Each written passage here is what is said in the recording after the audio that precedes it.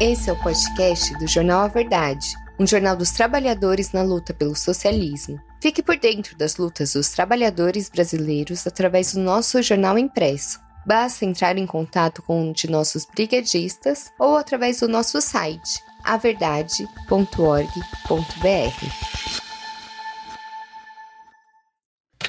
O movimento fascista no Brasil.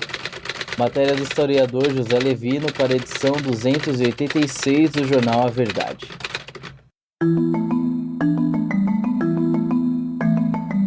Na edição 281 do Jornal A Verdade, tratamos do fascismo na Itália. Nessa, vamos falar do fascismo brasileiro. Em terras italianas, expusemos que a causa foi a reação preventiva das classes dominantes ao temor de uma revolução do tipo bolchevique, ocorrida na Rússia em 1917. No mesmo sentido, instala-se na Alemanha, provocando a Segunda Guerra Mundial de 1939 a 1945.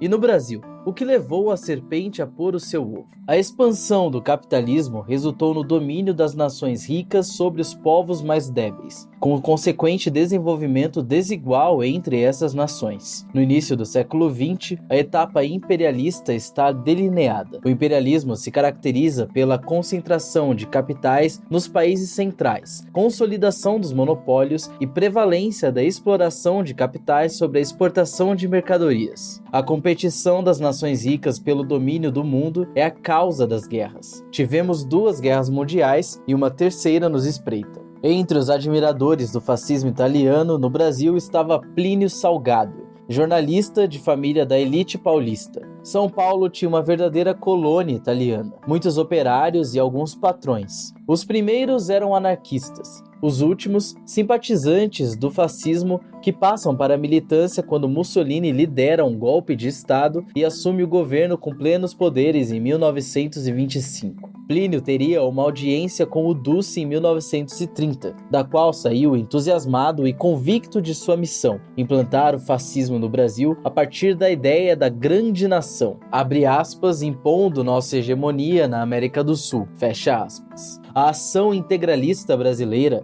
a AIB, é então fundada por Plínio Salgado em 1932, secundado por figuras ilustres, a exemplo do historiador Gustavo Barroso e do jornalista Miguel Raelli. A AIB foi o maior movimento fascista fora da Europa, chegando a ter 1 milhão de filiados. A valorização do Brasil, movimento verde-amarelo, a defesa de uma nação forte, de alma cabocla, o conservadorismo moral e religioso, representado pela tríade Deus, Pátria e Família.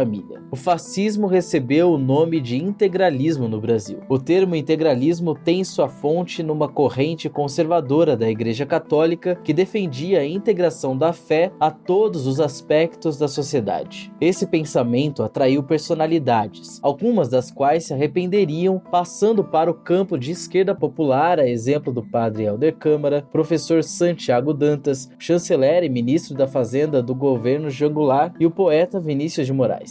A década de 1920 foi um período de ebulição. O ano de 1922, um marco histórico. Na Itália, 30 mil fascistas ocuparam Roma e Mussolini assumiu o cargo de primeiro-ministro, de onde prepararia o golpe de Estado implantando o regime totalitário. No Brasil, em março, era fundado o Partido Comunista, o PCB, que sucederia ao anarquismo na liderança do movimento operário. Militares, representando os setores médios da sociedade, rebelaram-se no Forte de Copacabana, reivindicando a democracia e justiça social. O chamado movimento tenentista desagou na Coluna Prestes, que ocorreu de 1924 a 1927, e que levou a chama da liberdade para todo o país, e seu líder, Luiz Carlos Prestes, eternizou-se como Cavaleiro da Esperança. A Semana da Arte Moderna repercutiu a luta de classes no meio intelectual. De um lado, simpatizantes da causa do povo brasileiro e do comunismo, Oswald de Andrade, de Cavalcante, Tarsila do Amaral. De outro, expoentes do fascismo, poetas Menotti del Picchia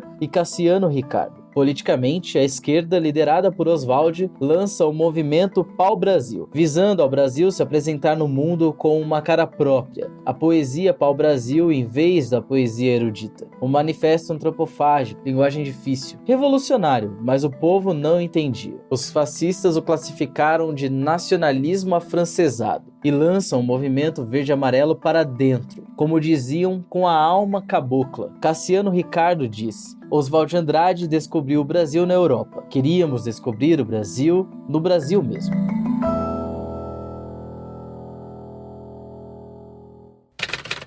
A crise do capitalismo.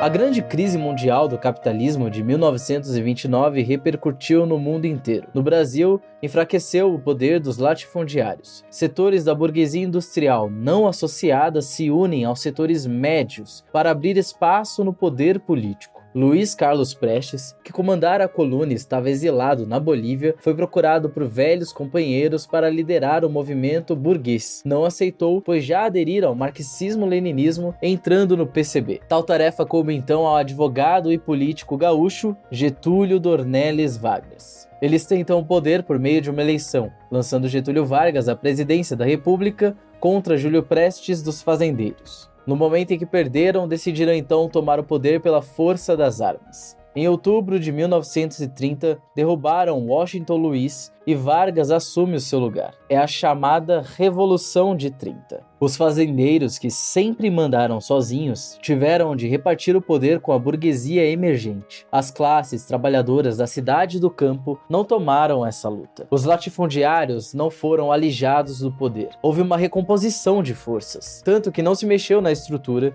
e sequer os direitos trabalhistas foram estendidos aos trabalhadores rurais. Nem os comunistas e nem os fascistas tiveram qualquer influência na Revolução de 30. O PCB classificou de Briga de Branco. Os fascistas assistiram animados e criaram o seu partido, a Associação Integralista Brasileira, em 1932. Se tratava, na verdade, de um movimento de massas. Tentaram trazer Getúlio e os getulistas para o seu lado, mas não conseguiram, exceto adesões individuais, a exemplo de Góes Monteiro, ministro da Guerra. O PCB também criou seu movimento de massas, a Aliança Nacional Libertadora, que chegou a reunir 1 milhão de pessoas, rivalizando com o fascismo. A ANL era uma frente popular anti-imperialista e antifascista. O seu lema: pão, terra e liberdade. Lançou então a bandeira da reforma agrária e da ruptura com o capital estrangeiro. A estratégia varguista era de integrar o Brasil ao capitalismo de forma soberana, como um parceiro regional e não um mero apêndice. Não contaria para isso com a grande burguesia emergente, que já nascera dependente e associada ao capital estrangeiro,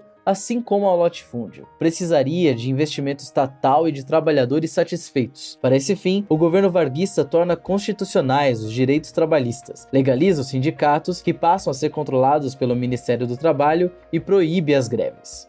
O projeto de Vargas precisava da unidade nacional, não admitia oposição à esquerda e nem à direita. Com seu crescimento vertiginoso e representando uma ameaça real, o governo proíbe o funcionamento da ANL e determina o fechamento dos seus escritórios em abril de 1935. Em resposta, o PCB promove um levante militar que é derrotado. Getúlio avoca poderes absolutos e prepara um golpe de Estado. Vargas anuncia o fechamento do regime em 1937, decretando o Estado Novo, no qual estavam proibidos todos os partidos, organizações políticas e movimentos sociais, inclusive a Ação Integralista Brasileira. A AIB promove uma tentativa de tomada do poder pelas armas em 1938, mas é derrotada e tem seus principais líderes presos ou exilados. Foi então o fim do fascismo enquanto movimento, mas não enquanto ideologia. Seus lemas ressurgem na mobilização anticomunista contra as reformas de base do governo João Goulart, a marcha pela família com Deus pela liberdade, em organizações como Tradição, Família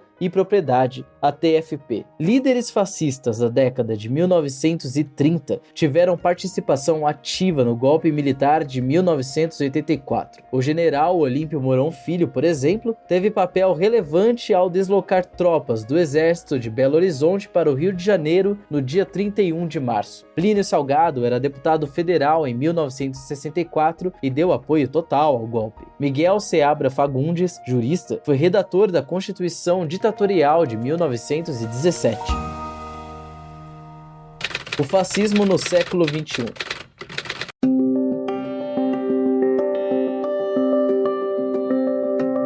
As ideias e práticas de cunho fascista voltaram a ameaçar fortemente o país com o sucesso do bolsonarismo. incluindo o uso da religiosidade popular com lemas do tipo Brasil acima de tudo, Deus acima de todos. A apertada vitória eleitoral de Lula nas eleições presidenciais de 2022 levou alguns a afirmar que derrotamos o fascismo. Nada mais ilusório. O capitalismo, em sua fase imperialista, que não tem retorno, não pode prescindir do fascismo. É inerente ao seu domínio. Por não fazerem a análise dialética da história como ensinou Karl Marx e Friedrich Engels, é que algumas pessoas se surpreendem com Donald Trump ganhando as eleições nos Estados Unidos, Bolsonaro no Brasil e Javier Milei na Argentina. Como derrubar o fascismo? Acreditar meramente nas eleições ou nas instituições burguesas como o STF para derrotar o fascismo é gostar de se enganar. O Estado nunca foi um instrumento neutro. Ele serve aos interesses das classes dominantes e age desse ou daquele modo de acordo com o grau de desenvolvimento da luta de classes, a chamada correlação de forças. As instituições que hoje surgem como defensoras da democracia se tornam fascistas ao sabor dessa correlação. Basta que seus interesses estejam ameaçados. É preciso, então, permanente trabalho de base entre os operários,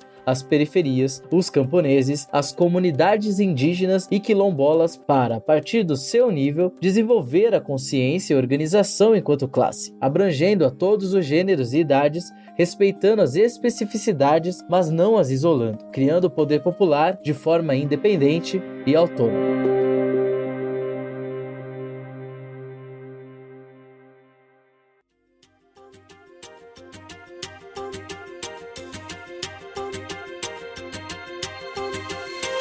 Você ouviu uma matéria do jornal A Verdade, um jornal dos trabalhadores na luta pelo socialismo. O nosso jornal não depende dos grandes ricos para se manter. Construímos há 23 anos uma mídia popular e independente. Para apoiar, considere adquirir o nosso jornal impresso com nossos brigadistas ou fazer uma assinatura através do contato no site averdade.org.br. Você também pode apoiar o A Verdade e os movimentos que constroem o nosso jornal através do nosso Apoia-se. É apoia.se/movesociais. Ambos os links estarão na descrição do episódio. O programa de hoje fica por aqui. Não deixe de nos seguir nas nossas redes digitais para não ficar por fora de nenhuma notícia.